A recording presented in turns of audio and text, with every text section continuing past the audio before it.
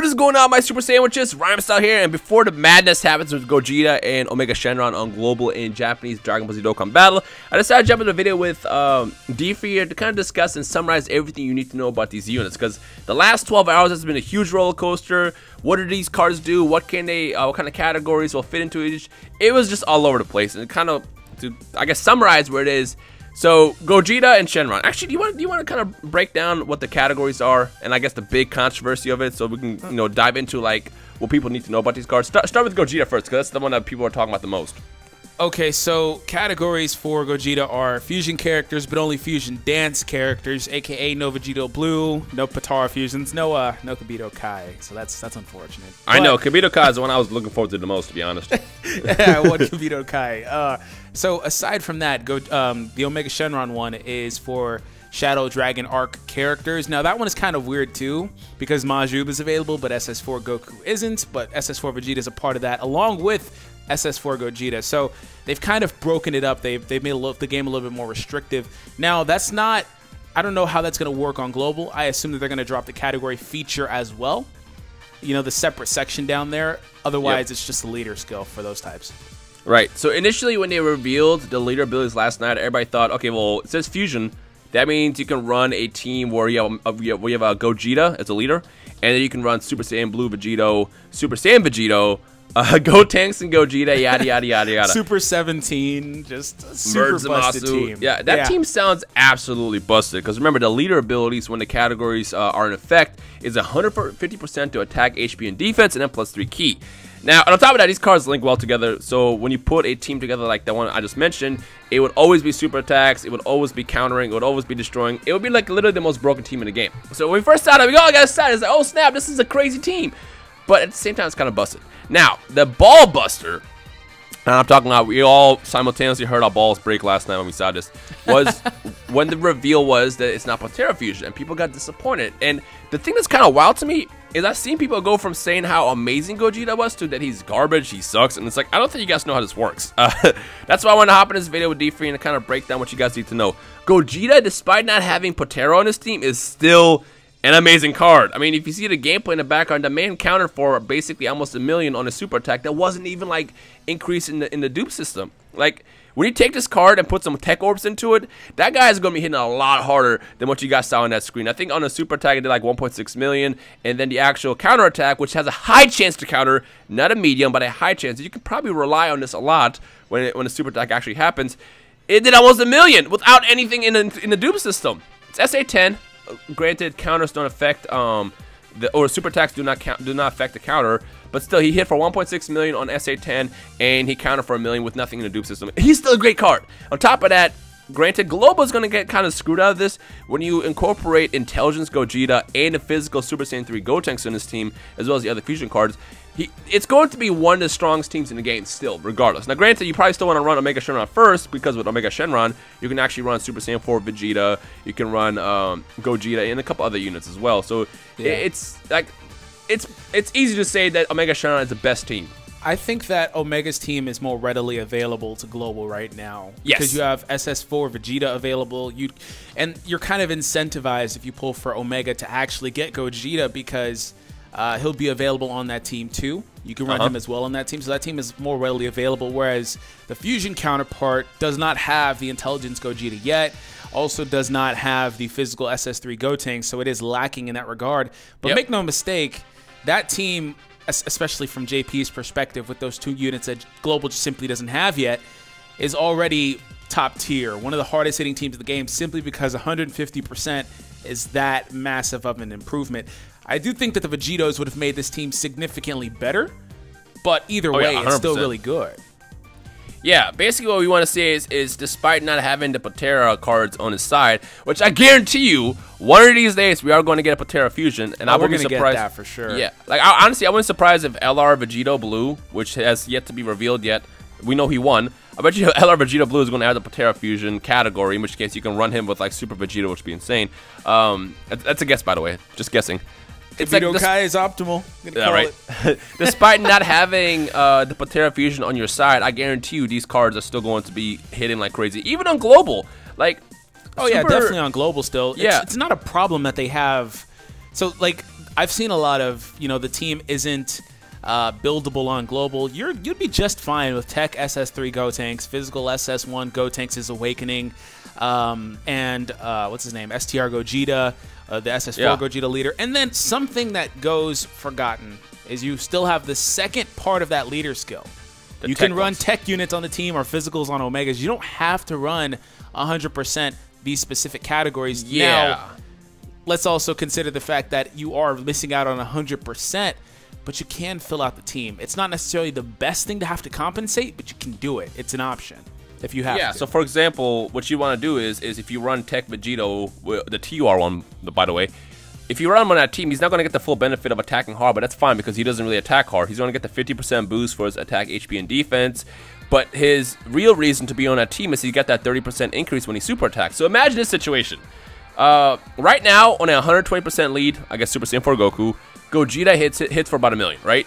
With a 150% double lead, he's going to be hitting for like what 1.2, 1.3 million-ish? I don't got the math in my head, but like that. A lot. Now imagine if you incorporated another 30% in that by doing a super attack with what's his face, Tech Vegito, to boost your team, with his passive, not his passive, but his super attack.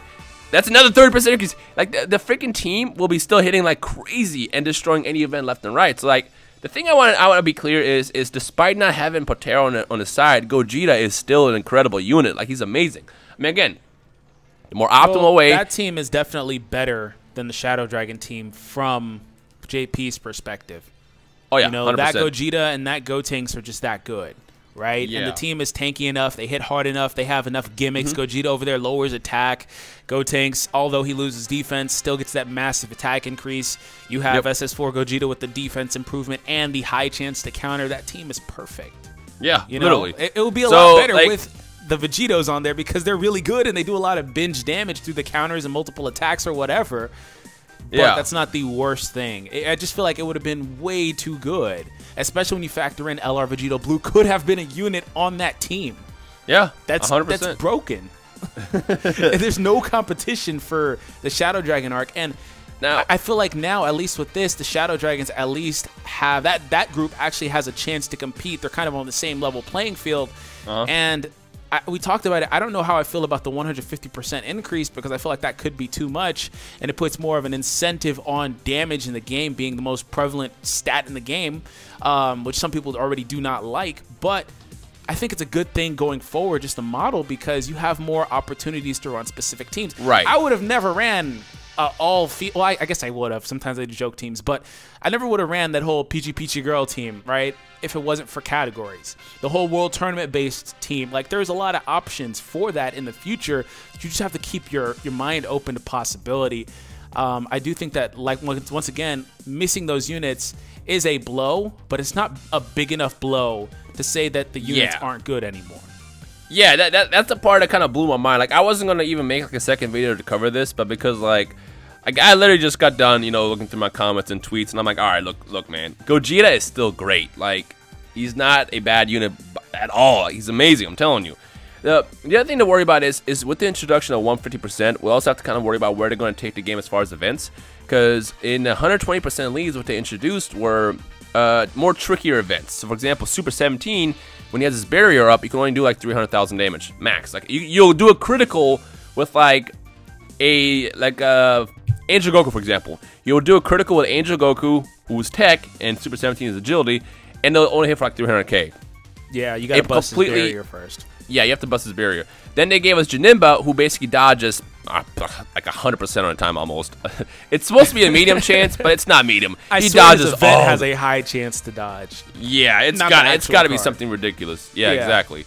But the point is they introduced new ways to do these events that are a lot more difficult. So the other thing that we really need to think about is which direction you're going to take with these events. Because like, are we going to get to the point where the only way to beat certain events is to have certain cards? Like, I tried to do Boss Rush Stage 5 actually using a 50% lead team, and I actually ended up failing because like, even though the teams can be versatile with 50% leads, because you can run like villains and heroes, and granted, if I really tried, I probably could. The problem is you have such low health, and like if you go get Super Saiyan 4 Goku, for example, and he super attacks you, he'll do like 150,000 damage, and then he hits you a couple more times, you're dead. Like it's GG. Yeah. So the real question is where are they going to take it with the events? Like, are they going to introduce units that hit way harder than they already have right now? The real problem with that is that you're forced to go out and actually get more specific units to fill in these more specific teams.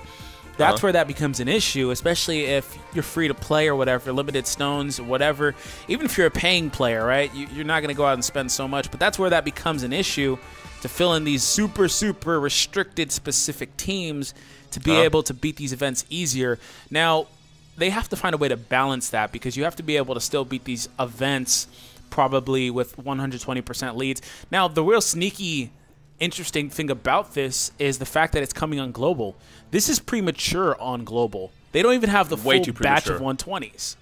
So that's the sneaky thing about this. You know, not even just because you can't fill out the team properly on the fusion side, but because there's a lot less option, right? It's really premature. It's jumping the meta. But they're still going to release them, but it's weird. Yeah. I really hope that they do, because we don't know what's going to be in the banner yet. Everything you saw up to this point were just like fake leaks and stuff. Keep that in mind.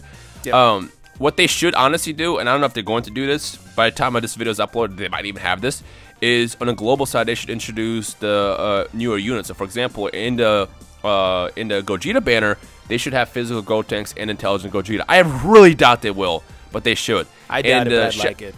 In the Shenron banner, they should introduce something like maybe Super 17, the Kid Buu, physical cooler, something like that, something extra like 120% lead, and kind of like balance it out, because like we know they're trying to speed up both versions of the game where they're both equal as far as releases, because they're already trying to do like the whole global versus JP thing, which I think is cool.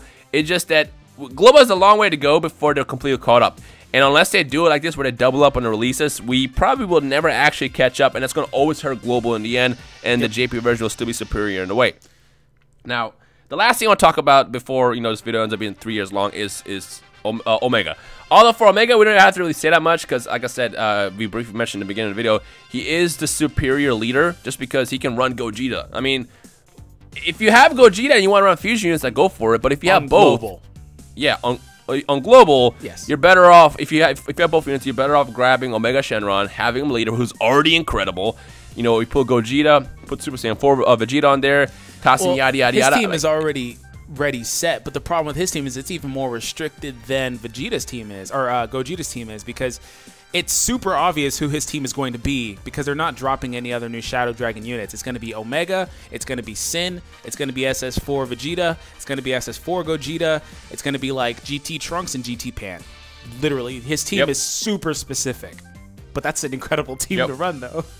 It's gonna be stupid, dude. Even that team is gonna be broken. Oh my gosh. Oh man. By the way, yes, to those watching, the physical Pan that she always made fun of is a good card. She's amazing. Okay? People like to make fun of Pan because it's Pan, but she actually is a really good support unit. Like I remember when they came out in Global, it's like, oh, another Pan. I was like, dude, Pan is great. Like that Pan is amazing, man. I think she fits that archetype for the Shadow Dragon art, but she also is a 30% support, and she has Fierce Battle, so she's gonna fit great. You know, the real question I have is, we can probably talk about off camera, but the real question is they introduced all these 40% support units in JP, but where do they fit in now? Because I was confident that they were gonna push those, and now like I haven't seen a single one of the support units on the JP version of the game yet. Last thing, which by the way, the 40%, I don't know when they're coming on global or what they're gonna do with those. But last thing to kind of note, you can still run these guys under the 120 teams. Let's just kind of put that out there. Oh, yeah. You can definitely run Gogeta feasibly on Goku's team if you're on JP. Of course, this doesn't really apply to global yet. Cooler lead with full power Frieza's and Shenron. Omega Shenron. Disgusting. It's busted. So you can still do that, too, if you want. A little bit more incentive to pull these guys. I think that's why they also did it like this, is to keep that. Because remember when the meta changed with the 70% units, 70% units were still, like, viable to run. Definitely, especially if you took a friend. Yeah, so, yeah. With that said, let us know in the comment section below who you're going to pull for, Gogeta or Shenron or both. We wish you guys much luck. By the time you're done watching this video, the banner should be live. I believe maintenance is going to end sometime around 1 p.m. Pacific Standard Time, but I'm not really sure. But just keep your eye out for it, and again, good luck to everybody. Just remember, Gogeta is not trash. I know people are probably just saying that just because they're just saying it, but like if you're actually serious about it, you should really look into the card. And when you actually pick it up, use it. One last thing I want to say is this reminds me when Vegito Blue came out originally on JP, and everybody thought that card was trash. I think you and I even said the card was extremely underwhelming. He was underwhelming at the time. It was, and then the potential system changed everything by introducing criticals. And once you started doing those critical counters with Vegito Blue, even Super Vegito, those cards became 1,000 times better. And actually, Vegito Blue ended up surpassing Super Saiyan Rose. Well, I still love, but I'm sorry, Vegito Blue is just better because of his counters. Just because you get those critical counters for 1,000,000 damn near, you're not gonna have any problems beating these events. Anyway, so let us know your thoughts on the cards down below. Good luck to everybody. Check out D3 in the description below as well. Enjoy the rest of your day. We'll see you guys on the battlefield in a couple hours when these banners go live. Peace. Don't break the servers. Actually, we're probably going to break the servers. Servers are busted already. Yeah. I'm sure the servers are already broken as we speak. But whenever the servers work, if they work, we'll see you on the battlefield. Enjoy the rest of the day. It's been D3 and Rhymestyle. We'll see you guys next time. Peace.